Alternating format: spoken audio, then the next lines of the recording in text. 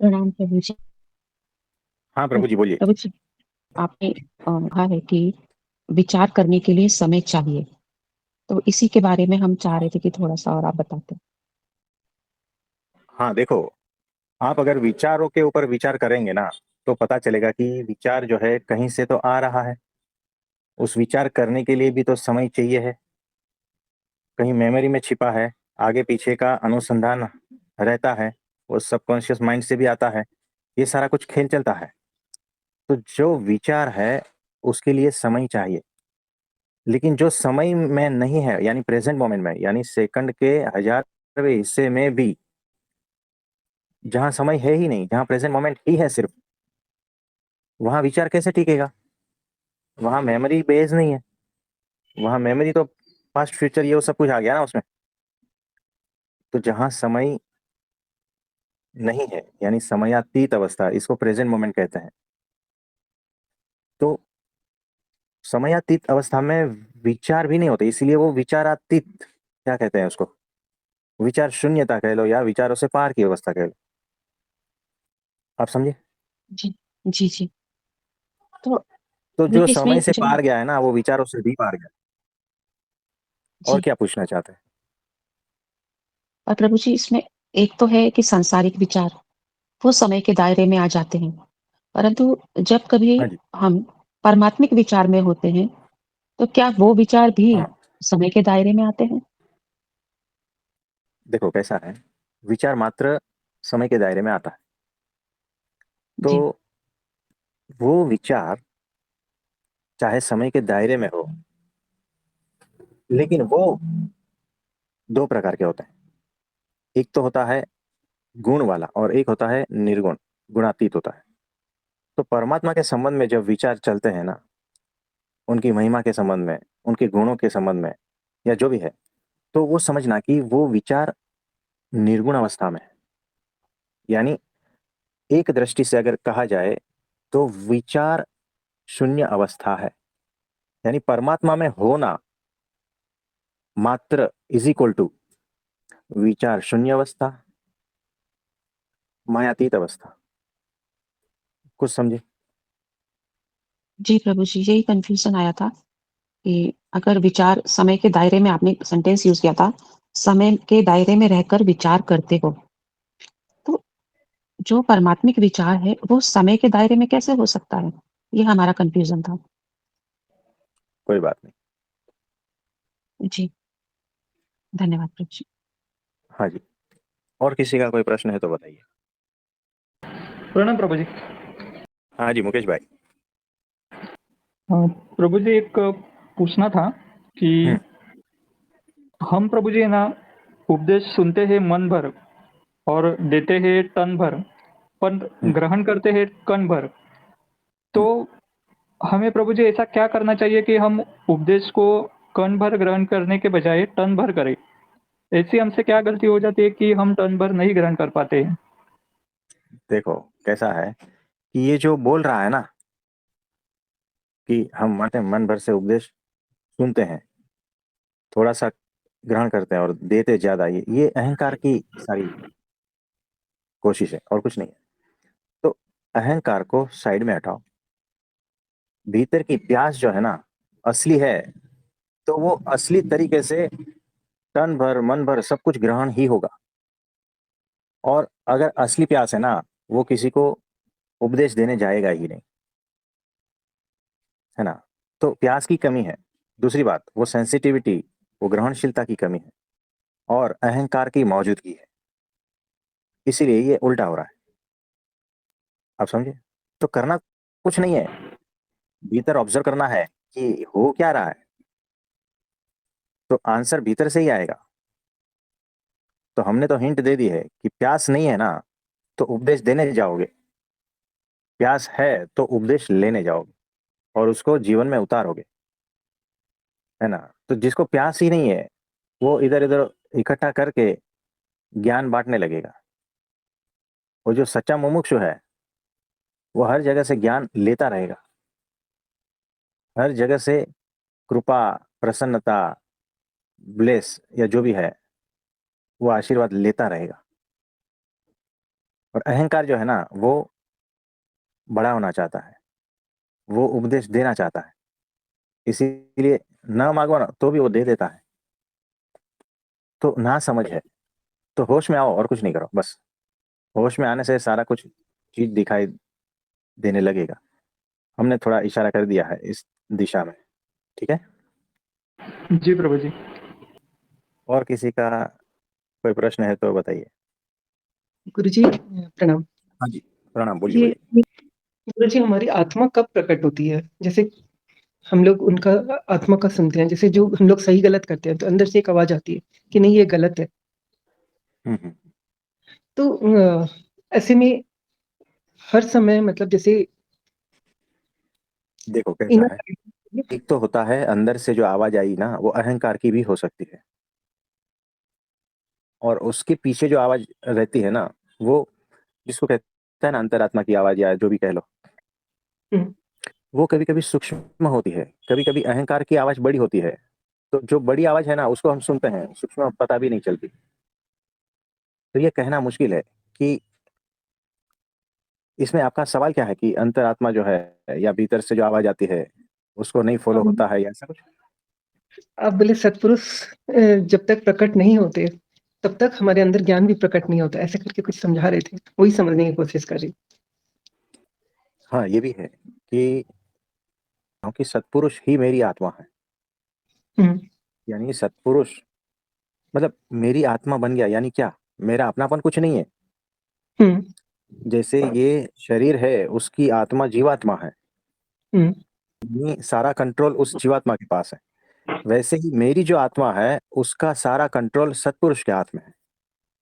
हम्म। इस तरह से वो सत्पुरुष यानी प्रगट परब्रह्म, इतना समझ लो। तो वो सत्पुरुष हम्म। ही मेरी आत्मा बन गया, यानी अहंकार मेरा खत्म हो गया। अब जो कुछ करेगा वो सत्पुरुष भगवान करेंगे, हम्म। इस तरह से। अच्छा। तो ये होश पूर्वक बात है, हम्म। होश पूर्वक समर्पण की बात है। तो जब तक देखो, समर्पण भी जो है ना समझदारी से आएगा, बिना समझदारी का आप समर्पण कर ही नहीं पाओगे।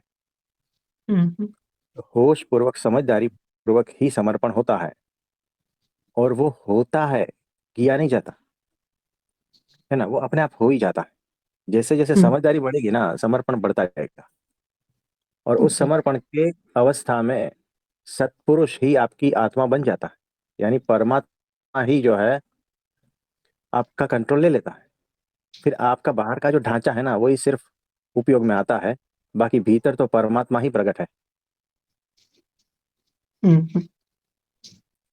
तो और किसी का कोई प्रश्न है तो बताइए। हाँ प्रभु लीला जी। भाई, हाँ जी बोलिए।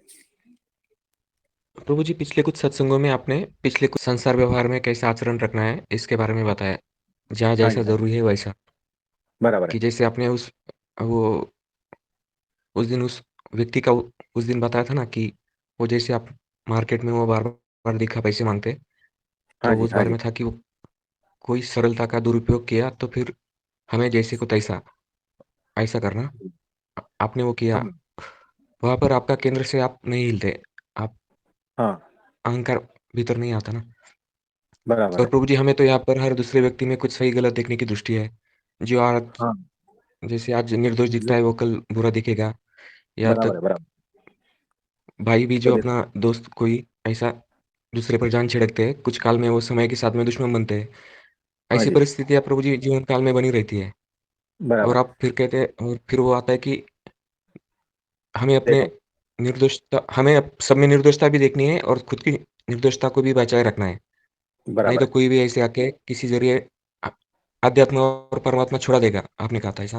बराबर है, बराबर तो है। प्रभु जी, परमात्मा क्या इसमें वो इंटरफेयर नहीं करता कि अभी प्रयास कर रहा है प्रोसेस में तो? या फिर ऐसा है कि जब तक आप पूर्ण निर्दोष नहीं होते, समझदार नहीं होते, सहज नहीं होते, तो वो कनेक्शन नहीं बना, तो वो अभी स्पर्श ही नहीं नहीं करता नहीं, ऐसा? ये वो धीरे धीरे शुरू ही हो जाता है। देखो कैसा है कि बीज फूटता है, अंकुरित होता है, तो वो जो छोटा सा पौधा निकला है ना, तो वो भी जो है वृक्ष का ही एक प्रकार है ना, एक फेज है वृक्ष का ही, वृक्ष ही कहोगे ना, लेकिन एक फेज कहोगे। जैसे छोटा बच्चा है उसको मनुष्य ही कहोगे ना, अब मनुष्य जो है वो छोटा बच्चा के रूप में है या बूढ़ा के रूप में है या जवान के रूप में है ना, वैसे ही जो है परमात्मा शुरू से ही धीरे धीरे वो प्रकट होता है, वो बात अलग है। तो देखो कैसा है कि आपने जो पूरा समझाया उसमें बहुत सारे सवाल भी हैं और अंत में कोई सवाल भी नहीं मिलता है।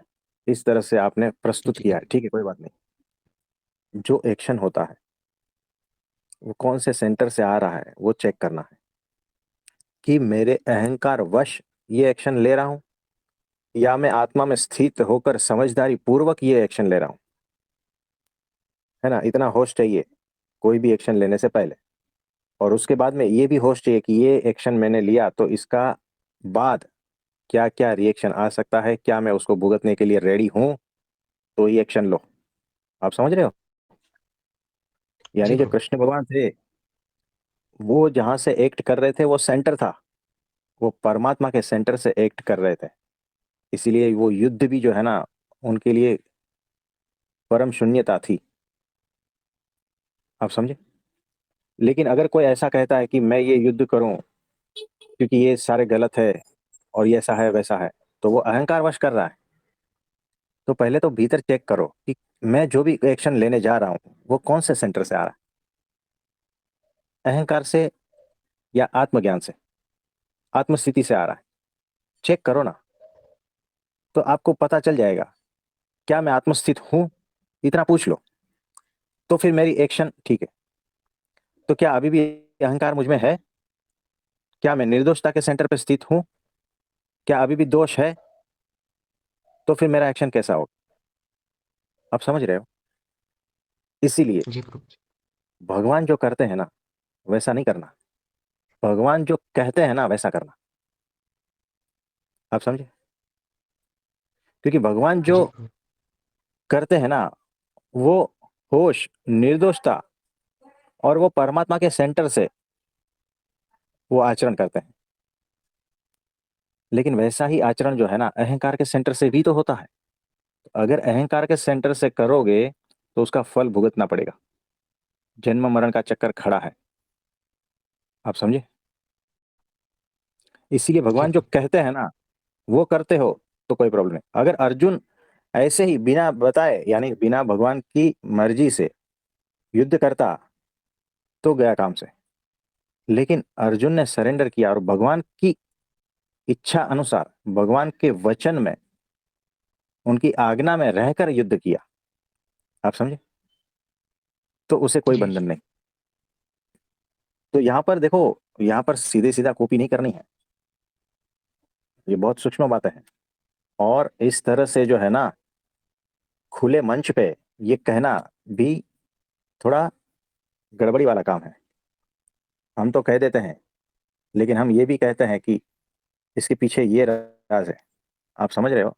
नहीं तो सारी दुनिया जो है ना उल्टा सुल्टा आचरण ही करने लगेगी कि उसने ऐसा कहा था तो हम भी करते हैं, है ना। तो बहुत ही होश पूर्वक रहना है, ठीक है। जी प्रभु जी। तो प्रभु जी केवल गुरु शरणागति से ये सब नहीं होता? होश, समझदारी, निर्दोषता जैसा हम कर होता रहे हैं है ना? ना, वो शरणागति किस प्रकार की है, यानी 90% शरणागति है और 10% अभी अहंकार है, तो वो शरणागति नहीं हुई, वो झूठी शरणागति है। तो ऐसा है। तो कोई बात नहीं, शरणागति से ही कृपा बरसती है। जी प्रभु जी। और कुछ?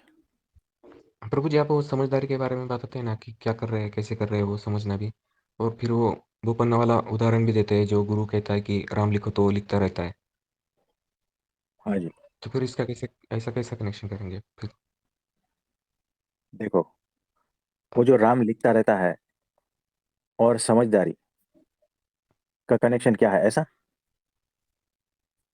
हाँ जी प्रभु जी ऐसा ही था वो। कि मतलब गुरु आज्ञा को वो अ, समझदारी से नहीं ले रहा कि उन्होंने खाली राम लिखने को कहा था, पर वो देखो, लिखता गया। वो तो उसको समझदारी नहीं कहते हैं। मेरा चलाऊं ये समझदारी नहीं है, उन्होंने जो कहा वो मैं कर रहा हूं ये समझदारी है ना। दो शिष्य है, दोनों को एक ही आज्ञा दी गई है, तो जो समझदार है ना वो गुरु की आज्ञा का पालन करेगा, और जो ना समझ है वो गुरु की आज्ञा का पालन के साथ में खुद का भी चलाएगा। समझे? जी तो प्रभु। व्यवहार की दृष्टि से अगर देखा जाए तो वो ना समझ है, लेकिन आज्ञा पालन की दृष्टि से देखा जाए तो वो शिष्य परफेक्ट समझदार है, और ऐसे समझदार के ऊपर ही कृपा हो जाती है गुरु की। जी प्रभु। हाँ जी। और किसी का कोई प्रश्न है तो बताइए। धन्यवाद। गुरुजी, प्रणाम। हाँ जी, बोलिए। गुरुजी, पांचों तत्व का ध्यान क्यों करना चाहिए? देखो, ऐसा जरूरी थोड़ी है पांचों तत्वों का ध्यान करो। किस चीज के लिए करना चाहते हो आप? नहीं, जस्ट ऐसे ही ध्यान, और में बोलते हैं ना 5 तत्वों का ध्यान करना, तब मन में ये प्रश्न उठा अभी।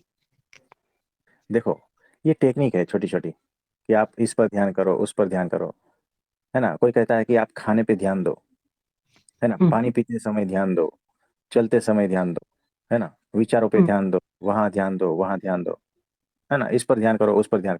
ये सारी टेक्निक है, लेकिन इस पर ध्यान करके आपको क्या फल मिलने वाला है ये बताओ। बस अवेयरनेस ही बढ़ेगी। हाँ, अवेयरनेस की थोड़ी प्रैक्टिस बढ़ेगी। हुँ, उस हुँ। अवेयरनेस का करोगे क्या? आप उसका यूज़ के लिए मतलब हमें सोचना होगा ना, एक्शन लेना होगा ना? हाँ, ये ठीक है, लेकिन वो अवेयरनेस जो है उसको बढ़ा के हुँ, करोगे हुँ, क्या? तो ये पूरा प्लान जो है ना आपके दिमाग में फिट होना चाहिए कि ये सारा कुछ करके मैं अवेयरनेस बढ़ाऊं, ठीक है, हुँ, होश बढ़ाओ। हुँ, उस होश का क्या हुँ, करोगे? हुँ, हुँ। है ना, तो किसके प्रति होश रखना है? अपनी आत्मा के प्रति। फिर वो क्या मुझे परमात्मा तक ले जा रहा है वो होश,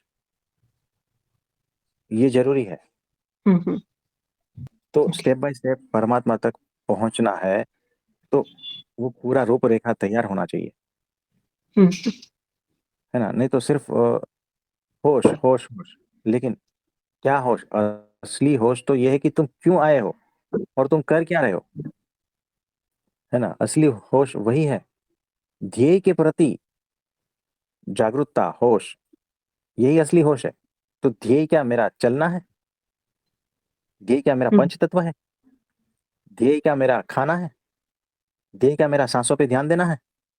सांस मेरा ध्येय है क्या? तो नहीं। ध्येय का पता नहीं है और ध्यान लगा रहे हो, हुँ, हुँ, व्यर्थ है। यानी ये समझदारी के बगैर का ध्यान है, समझदारी के बगैर का होश है। आप हुँ, समझे?